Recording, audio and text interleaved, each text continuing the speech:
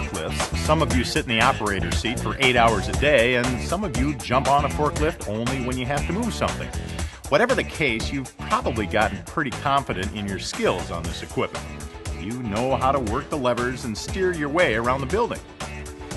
But why do we still have problems with damaged racks, drop loads, or close calls? Well, it's simple. After we've operated a forklift for a while, we get a bit too comfortable.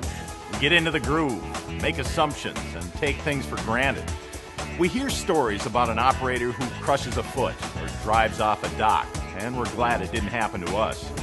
Knowing how to safely operate a forklift means knowing the safe techniques and rules of operation. In this program, we're going to help you raise the level of your safety every day. We'll focus on 4 main areas: inspection, stability, safe operation, and some specific information on loading trucks and trailers.